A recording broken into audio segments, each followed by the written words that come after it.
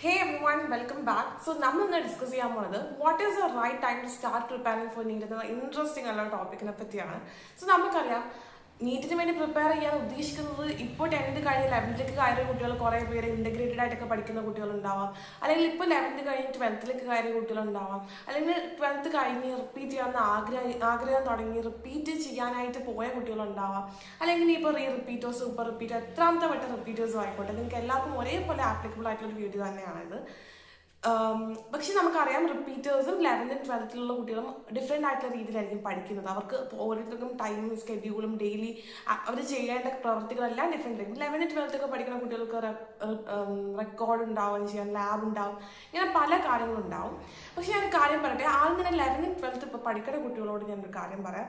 The most favourable time to prepare for NEET എന്ന് പറഞ്ഞു കഴിഞ്ഞാൽ എനിക്കെന്ന് തോന്നിയിട്ടുള്ളത്, ഞാനൊക്കെ റിപ്പീറ്റ് ചെയ്യണ കാലത്ത് എനിക്ക് തോന്നിയിട്ടുണ്ട് 11th 12th പഠിച്ച കാലത്ത് വൃത്തിക്ക് പഠിച്ചിരുന്നെങ്കിൽ ഇപ്പോൾ ഈ കാലത്ത് കഷ്ടപ്പെടേണ്ടിയിരുന്നില്ല എന്ന് നമുക്ക് എല്ലാ റിപ്പീറ്റേഴ്സിനും തോന്നുന്നൊരു തോന്നൽ തന്നെയാണത്. അതുകൊണ്ട് ഞാൻ ആദ്യം നിങ്ങൾക്ക് 11th 12th പഠിക്കുന്ന കുട്ടികൾക്ക് ഞാൻ പറയാം, ശരിക്കും നിങ്ങളിപ്പോൾ ശരിക്കും നിങ്ങൾക്ക് പലതരം വർക്കുണ്ട്, റെക്കോർഡുണ്ട്, പ്രാക്ടിക്കലുണ്ട്, ലാബുണ്ട്, ഇങ്ങനെ പല കാര്യങ്ങളും ചെയ്യാനുണ്ടാവും. അതുകൊണ്ട് ഇപ്പോൾ എൻട്രൻസിന് വേണ്ടി പ്രിപ്പയർ ചെയ്യേണ്ട, ഇപ്പം കൂടുതലും ബോർഡ് എക്സാമിന് വേണ്ടി പ്രിപ്പയർ ചെയ്യാം. നീറ്റിനെ പിന്നെ റിപ്പീറ്റ് ചെയ്യുമ്പം നിങ്ങൾ വൃത്തിക്ക് പഠിക്കാമെന്ന് ചിന്തിക്കും. പക്ഷെ ആ ഒരു ചിന്ത മാറ്റി വെച്ച് ഇപ്പം നിങ്ങൾ 11th കയറിയ കുട്ടികളാണെങ്കിൽ ഡെയിലി സ്കൂളിൽ പഠിപ്പിക്കുന്നതിൻ്റെ കൂട്ടത്തിൽ തന്നെ നീറ്റിന് വേണ്ടി കുറച്ച് അഡീഷണൽ തിയറി ഒരുപാട് റെഫർ ചെയ്യേണ്ട, നിങ്ങൾ പഠിക്കുന്ന NCERTക്ക് അപ്പുറം ഒരു ഏതെങ്കിലും എൻട്രൻസ് ഓറിയൻറ്റഡ് ആയിട്ടുള്ളൊരു മെറ്റീരിയൽ എടുത്ത് നിങ്ങൾ ജസ്റ്റ് അഡീഷണൽ ക്വസ്റ്റ്യൻ ഒന്ന് കൂടെ ചെയ്ത് പോയാൽ വളരെ നല്ലതായിരിക്കും. നിങ്ങൾക്ക് ബോർഡ് എക്സാം തന്നെ ആയിക്കോട്ടെ, നിങ്ങളുടെ പ്രൈമറി ആയിട്ടുള്ള നിങ്ങളുടെ ലക്ഷ്യം അത് തന്നെ ആയിക്കോട്ടെ, പക്ഷെ നീറ്റ് ക്ലിയർ ആക്കണം എന്ന് വിചാരിക്കണ്ട. പക്ഷെ നിങ്ങൾ അഡീഷണൽ മൾട്ടിപ്പിൾ ചോയ്സ് ക്വസ്റ്റ്യൻ നിങ്ങൾ കൂടെ പ്രാക്ടീസ് ചെയ്ത് പോയി കഴിഞ്ഞാൽ അത് നിങ്ങൾക്ക് 12th തന്നെ നിങ്ങൾക്ക് നീറ്റ് കൊണ്ട് ഈസി ആയിട്ട് നിങ്ങൾക്ക് ക്ലിയർ ആക്കാൻ പറ്റും. നിങ്ങൾക്കായിരിക്കും ഒരു പക്ഷേ ഒരു റിപ്പീറ്ററിനെക്കാളും കൂടുതൽ റാങ്ക് വാങ്ങാൻ കഴിയുക എന്ന് എപ്പോഴും എനിക്ക് തോന്നിയിട്ടുണ്ട്. പക്ഷെ അത്രയും ഒരു ചെറിയൊരു അഡീഷണൽ മൈൻഡ് നിങ്ങൾ പോയാൽ മതിയാവും, അപ്പോഴേക്കും നിങ്ങൾ ക്ലിയർ ആക്കി എടുക്കാൻ പറ്റാവുന്നതേ ഉള്ളൂ. അപ്പോൾ ഡെയിലി നിങ്ങൾ സ്കൂളിൽ പഠിപ്പിച്ച് പോകുന്ന ചാപ്റ്ററിൻ്റെ കൂട്ടത്തിൽ ഒരു അഡീഷണൽ മെറ്റീരിയൽ വാങ്ങിച്ച് ഓരോ ചാപ്റ്ററിൽ നിങ്ങൾ ഒരു 45 to 50 ക്വസ്റ്റ്യൻ ചെയ്താൽ മതിയാവും. ഒരു ഡെയിലി ഒരു 25 ക്വസ്റ്റ്യൻ നിങ്ങൾ അഡീഷൻ ഒരു മൾട്ടിപ്പിൾ ചോയ്സിൻ്റെ ക്വസ്റ്റ്യൻ പ്രാക്ടീസ് ചെയ്താൽ മതിയാവും. നിങ്ങൾക്ക് അത് വലിയൊരു ഡിഫറൻസ് നിങ്ങൾക്ക് ഉണ്ടാക്കാൻ കഴിയും. അപ്പോൾ 11th 12th പഠിക്കുന്ന കുട്ടികൾ ഇങ്ങനെ പ്രാക്ടീസ് ചെയ്ത് പോവുക. എസ്പെഷ്യലി ഇപ്പോൾ 11th തുടങ്ങിയ ആൾക്കാർക്ക് ഓൾമോസ്റ്റ് 2 years നിങ്ങളുടെ മുന്നിൽ ഫ്രണ്ടിലുണ്ട്.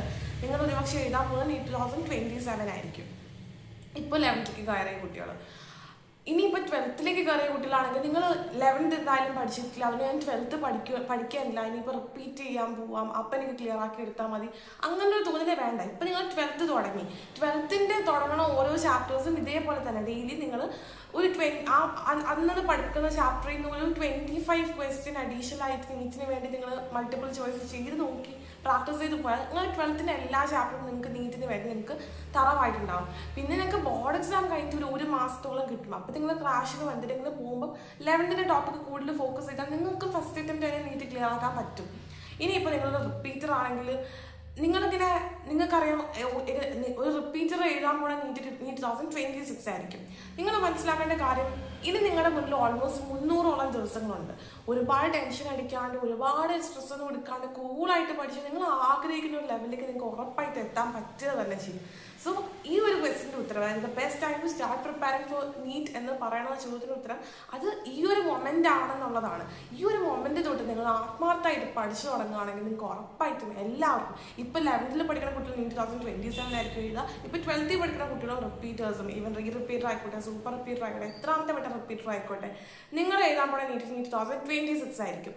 അപ്പോൾ നിങ്ങൾക്ക് എല്ലാവർക്കും ഒരേപോലെ നീറ്റിന് വേണ്ടി പ്രിപ്പയർ ചെയ്യാൻ ഏറ്റവും ഐഡിയൽ ആയിട്ടുള്ള ടൈം എന്ന് പറഞ്ഞാൽ അത് ഈ ഒരു മൊമെൻ്റ് ആണ്. So start preparing from this moment onwards. നിങ്ങൾക്ക് എന്ത് ഡൗട്ട് ഉണ്ടെങ്കിലും please do feel free to contact me. Thank you.